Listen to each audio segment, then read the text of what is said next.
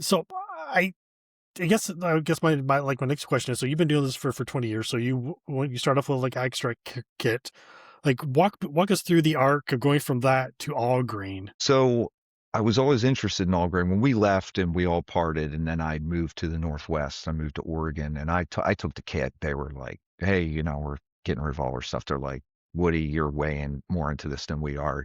You know, you can take it." So I was like, "Oh yeah, mine, thanks." So There you go. I took it, and then I was doing, a few batches over time. I wasn't doing it all the time. I was probably spending more time drinking beer than making beer, but always wanted to go to all grain. I wanted to try it. And I decided to just go for it. There was a small local store. It was called Let's Brew. They're long since out of business, unfortunately.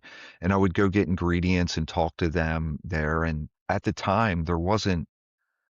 I mean, I had my original from the original kit. It was like one piece of paper that kind of gave you the basic instructions that I would pretty much just use for everything. It wasn't like it is today. It wasn't like just Google everything, get on Right. YouTube, and none of that. There wasn't anything. So I just get like a basic book. I think it was. I'm trying to remember which book name it is now, but and I I would just talk to them in the shop, and the owner of that shop was also a welder, and he was converting, half barrels, hmm hmm 15 half-gallon kegs. He was converting them into cook kettles and mash tuns and selling them. I just kept talking to him about it, and I figured if I was going to go to all grain, I didn't want to mess with the mashing process of like a small cooler, and Yeah. I needed larger vessels. I was like, I'm gonna just make the leap to double up. Instead of 5 gallons, I want to just do 10-gallon batches. So, um, I basically just talked to him, and I mean, it was really reasonable price to buy those from him, and it's just they were fantastic. So I got those larger vessels, and um, just started going for it. And what I did was I started looking around for, they used to have like printouts in the shop of different recipes, just basic recipes. And I just grabbed one for all grain. And if it was for 5 gallons, I just doubled it. hmm And and it was just all experimentation. That's pretty much how I've always done it. Was I would try it, hmm um, and I would change no variables. Like I would change if I was going to change a variable, I only change one, hmm and I would do it again.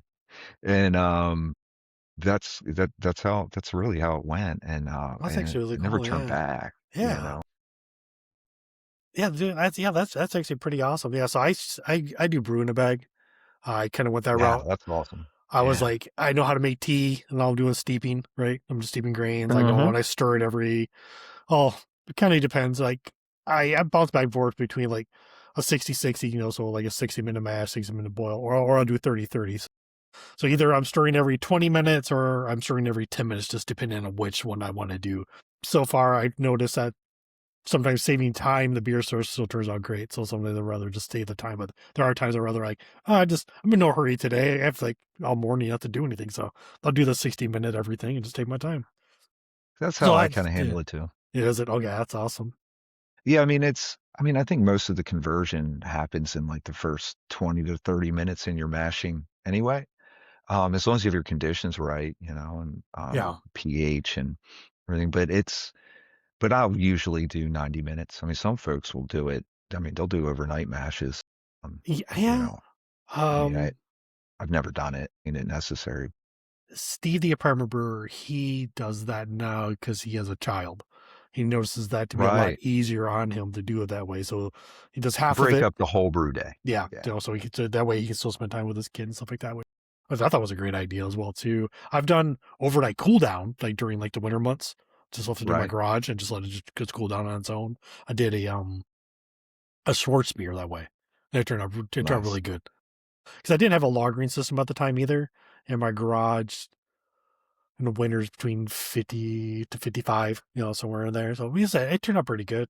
But I'm sure if I had better temperature all the time, probably would come out a lot cleaner. But it's still such an interesting beer to drink, right? Because black as night. but it's a lager at the same time. So it's just That's so a weird. beer. So weird. Delicious. Yeah. I do have like Absolutely. a little bit of like advice questions to kind of ask along the way too. So for Sure. someone who's thinking about